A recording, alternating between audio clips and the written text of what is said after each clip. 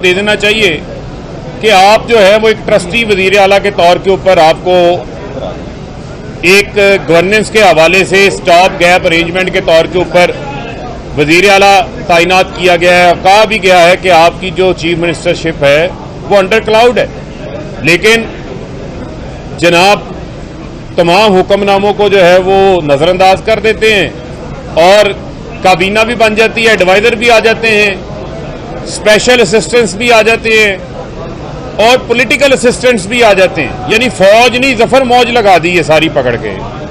तो बुनियादी तौर के ऊपर ये मत भूलें कि इनकी अपनी तारीख क्या है, किस तरीके से ये 50 रुपए के स्टाम्प पेपर पे नवाज शरीफ मुल्क से भागा हुआ, ये किसी से ढकी छुपी चीज नहीं है। किस तरीके से आपको जमानत मिली हुई है इस मरियम सफदर को, जो आज बड़ी जबान दराजी कर रही थी, 2.5-3 साल से 7 साल की सजा हुई है, जमानत के ऊपर बाहर है। कोई इदारा जो है इस खातून के न शर से महफूज है न फसाद से महफूज है। तो इसका जवाब जो है वो इनको देना है और मैं समझता हूं कि अब इसका फैसला आना चाहिए और ये अब तय हो जाना चाहिए कि इस मुल्क के अंदर जो है वो आइन और कानून की हाकमियत होनी है। फुल कोर्ट का मुतालबा बड़ा इनको तंग कर रहा है।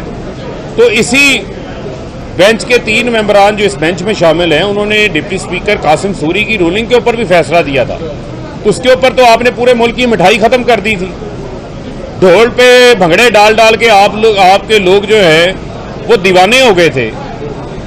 लेकिन जहां वाज़ेह नजर आ रहा है कि कानून की खिलाफ वर्जी है, आइन की खिलाफ वर्जी है, कोई ऐसा जो है वो वकील ऐसा नहीं है जो कि आपके इस गैर कानूनी गैर आईनी इकदाम की जो है वो दिफा करने को तैयार हो, तो यहां पर आप जो है वो मुझे क्यों निकाला वाला बयानिया दोबारा चलाया जा रहा है और कोई फर्क नजर नहीं आ रहा। ये मुझे क्यों निकाला का दोबारा जो है वो बयानिया है और मैं समझता हूं कि ऑनरेबल बेंच चीफ जस्टिस की सरबराही में उसके सामने जो है वो ये मामला है और हम ये उम्मीद करते हैं, क्योंकि आइंदा भी केसेस लगे हुए हैं, नैब तरमीम का केस भी लगा हुआ है जिसमें इन्हीं 13 जमातों ने मिलकर जो है वो नैब को ताला लगा दिया है, पर्सन स्पेसिफिक कानून बना दिए हैं और अभी उन केसेस के ऊपर भी मामला जाने हैं, उन पर भी बात होनी है। तो ये तो आए रोज फिर सारे इकट्ठे हुआ करेंगे। इसी तरह वजीर आजम हाउस के सेक्रेटेरिएट में, प्राइम मिनिस्टर सेक्रेटेरिएट में पब्लिक मनी के ऊपर सजा याफ्ता लोग, कन्विक्टेड लोग बैठ के प्रेस कॉन्फ्रेंसें करेंगे और फिर हर केस के ऊपर ये अपनी मर्जी का बेंच मांगेंगे, अपनी मर्जी के जज बिठाएंगे। तो मैं इनको बताना चाहता हूं, जस्टिस रिटायर्ड क्यूम रिटायर हो गए हुए हैं, जस्टिस रमदे रिटायर हो चुके हुए हैं, ख्वाजा शरीफ जो है वो नहीं रहे। अब आपको उस तरह के जजों की आदत पड़ी हुई है, तो ये हमारा मसला नहीं है, ये आपका मसला है। पाकिस्तान में आइन और कानून के मुताबिक चलना है और पाकिस्तान की अवाम बहुत बाशऊर हो चुकी है, वो किसी सूरत भी आइन और कानून से किसी को रूगर्दानी नहीं करने दें।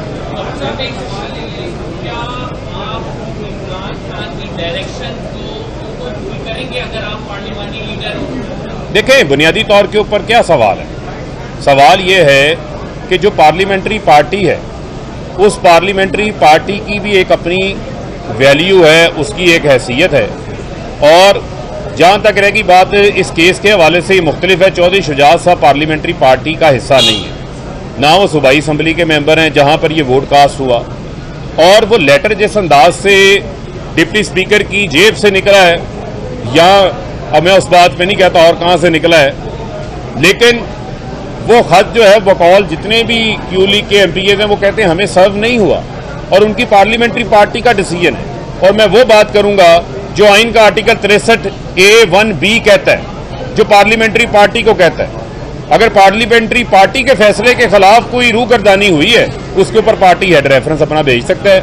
यही आइन है, यही कानून है, इससे आगे ना मैं जा सकता हूं ना आप जा सकते हैं। देखिए, ये फुल बेंच की मंतक क्या है? ये बड़े बड़े फैसले जो हैं इन्हीं बेंचेस ने जो है वो दिए हुए हैं, बड़े बड़े फैसले दिए हुए हैं और यहाँ पर कोई नई इंटरप्रिटेशन का मामला भी नहीं है। शॉर्ट ऑर्डर पहले सुप्रीम कोर्ट का मौजूद है, आइन बड़ा वाज़ेह इसके अंदर जो है वो मौजूद है। ये सिर्फ और सिर्फ एक सियासी बयानिया, कन्फ्यूजन और डिले क्रिएट करने के लिए किया गया। और मैं ये बताना चाहता हूँ, ये बात मद्देनजर रखी जानी चाहिए फैसला करते वक्त कि पिछले 3 माह से पंजाब का सूबा एक आईनी बहरान का शिकार है। वहां गवर्नेंस नाम की चीज कोई नहीं है। 60% पंजाब की आबादी है, 12 की 12 करोड़ की आबादी है। वो एक एहजान की कैफियत में, उनको पता ही नहीं है उनका वजीर आला कौन है। वहां पर एक जाली वजीर आला बैठा हुआ है जो इलेक्टेड वजीर आला ही नहीं है। उसके फैसले, उसकी तमाम डायरेक्शंस वो ऐसी हैं जो कि सूबे की आवाम की बेहतरी के लिए नहीं है। तो फिर मैं समझता हूं कि मजीद डिले या मजीद तातुल जो है ये सूबे की आवाम के साथ भी जो है वो ज्यादती होगी। अब एक प्रोसेस मुकम्मल हो गया। 22 तारीख को सुप्रीम कोर्ट के अहकामात के मुताबिक इंतखाबात हो गए, वोट कास्ट हो गए, चौधरी परवेज लाई को अक्सरियत मिल गई, आइन के आर्टिकल 63(1)(b) को फॉलो किया गया, उसके मुताबिक अक्सरियत मिल गई। अब जो है वो आए बाएं शाएं या इधर उधर के मामलात में उलझाने से मैं समझता हूं कि सूबे का भी नुकसान है और मुल्क के अंदर मजीद सियासी अदम इस्तेहकाम को जो है वो हवा देने वाली बात होगी।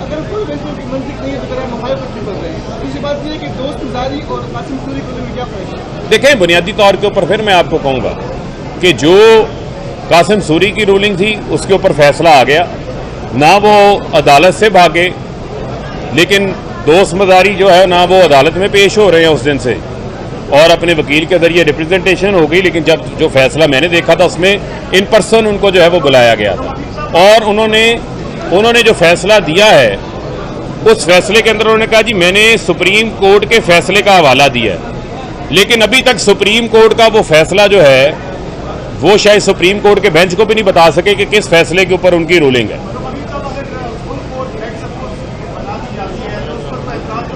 देखें, बात यह है, मैं फिर आपको यह कहना चाहता हूं कि सूबा पहले बहुत सफर कर चुका है और मैं अगर मगर के ऊपर नहीं जाना चाहता। हम सुप्रीम कोर्ट खड़े हैं, जब किसी अदालत में आते हैं तो आप अदालत के सामने पहले ही अपना जो सर है वो आप सर में तस्लीम करके आते हैं। लेकिन इस वजह से कह रहा हूं कि पंजाब 3 माह से जो है वो सफर कर रहा है, गवर्नेंस नाम की चीज कोई नहीं है और एक ऐसा वजीर आला बैठा हुआ है जिसके पास वहां पर अक्सरियत नहीं है। पहले लोटे बना के अक्सरियत हासिल की गई। ये किसी जमहूरियत में है जहां लोटे बनाए जाएं, फिर उन लोटों फारिग होते हैं तो फिर अवाम की अदालत में जाते हैं, अवाम भी उन लोटों को मुस्तरद कर देती है जिनको ये टिकट देते हैं। अब वो लोटे फारिग हो जाते हैं, अवामी नुमाइंदे मुंतखब होकर आ जाते हैं, तो ये कहते हैं नहीं हमने इक़्तिदार नहीं छोड़ना, चमड़ी जाए दमड़ी ना जाए, जितना मर्जी जलीलो रुसवा हो जाए, लेकिन इक़्तिदार हमने नहीं छोड़ना। तो ये नहीं हो सकता। बहुत शुक्रिया। देखें, ये आज 2022 है, ना गवर्नर राज की कोई कंडीशन है, ना कोई सूरत हाल है। यहाँ पर तो जो है वो सिर्फ और सिर्फ अवामी राज कायम होगा और वो अवामी राज अपना 17 जुलाई को फैसला दे चुका है। उसके अलावा किसी गवर्नर राज की जो है कोई गुंजाइश मौजूद नहीं है। और ये सब जेलों का माल है, ये जरदारी हो, ये शहबाज शरीफ हो, ये हमजा हो, ये सब जेलों का माल है। जो भगोड़े भी हैं उनको भी वापस आना है। ये चोरों को सीना जोरी करने नहीं देंगे। ये उल्टे चोर कोतवाल को किस हैसियत से जो है वो डांट रहे हैं। ये पहले अपना बैकग्राउंड भी चेक करें, अपना कंडक्ट भी चेक करें, अपना किरदार भी चेक करें। फिर मैं आपको कह रहा हूं, ये मुझे क्यों निकाला वाली कहानी जो है ना, ये जो फिल्म है ये पहले भी पिट गई थी और अब भी जो उसका चरबा बनाया जा रहा है ये नहीं चलेगी। बहुत शुक्रिया।